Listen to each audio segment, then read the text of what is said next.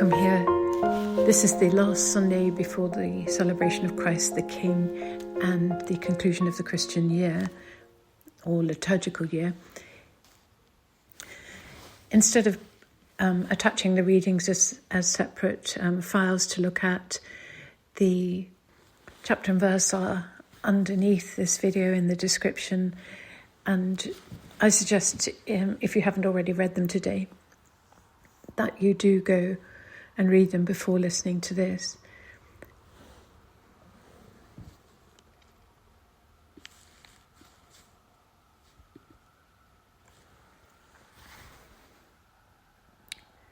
Now, the portion set is Mark chapter 13, verses 1 to 8. But I would really encourage you to read the whole of chapter 13. It all flows together. That's important because we're not going to hear the rest of this chapter. Through the rest of the year, we're going to start having readings from John's Gospel. Now, that's important because without working through this section of Mark, it's possible to conflate them in the mind with Matthew chapter 24. The reason for that is Matthew borrowed very heavily from Mark. He based most of his writing on Mark explicitly.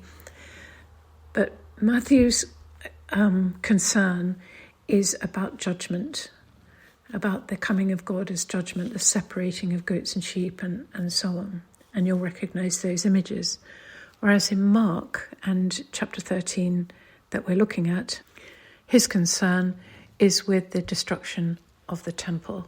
And he leans back onto the writings of Daniel, who experienced the same, the destruction of the earlier temple. So for Mark, the focus is not on this coming judgment apocalypse, but on the fact that the temple has been destroyed.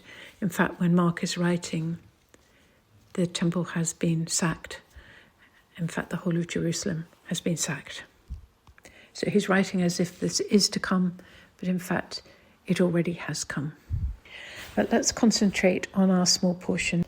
Coming out of the temple, one of the disciples remarks on the size of the stones, and actually the configuration of that sentence also can be read to indicate that the disciple is bowled over by the size of the things, but also by their origin.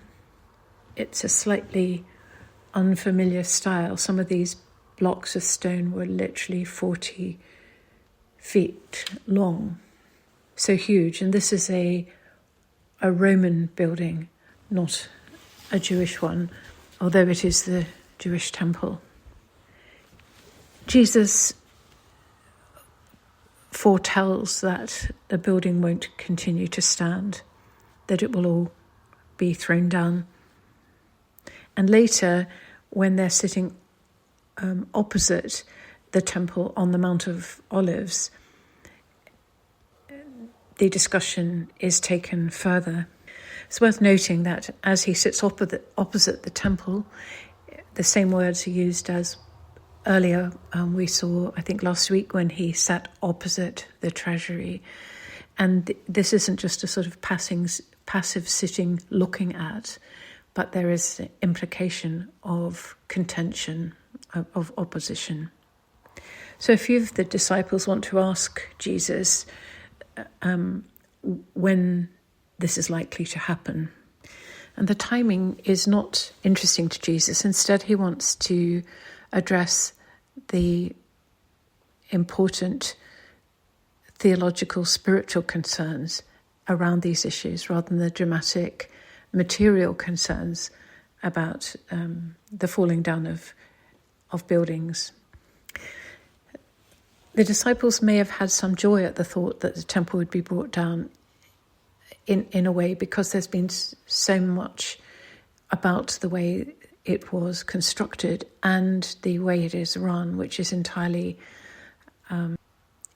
appointed by and overseen by the Romans. So it's not entirely a free Jewish temple. It's under the tight control and supervision of the Romans. So they have a reason to perhaps expect that destruction of that temple is actually quite a good thing. In fact, historically, it was a dreadful thing. And within about 50 years of the resurrection, the Romans absolutely sack Jerusalem and slaughter most of the inhabitants. The streets literally ran with blood, and Jerusalem was decimated for years afterwards. So although they seem excited by it, this is going to be an event which no one can look forward to the reality of. So Jesus' concern is not all of that, but to the disciples to beware, to, as he will later say, stay awake, to not be alarmed and caught up, and we could even say excited by and pluralistically interested in destruction, but to attend to themselves, to stay on the way, to stay completely on the way, being wary of those who set themselves up as leaders who actually are going to lead off the path and away from the way, perhaps into violence, perhaps into strange practices, perhaps into giving up, perhaps into watering down. So Jesus' warning is to make sure, beware, keep alert, don't get led astray.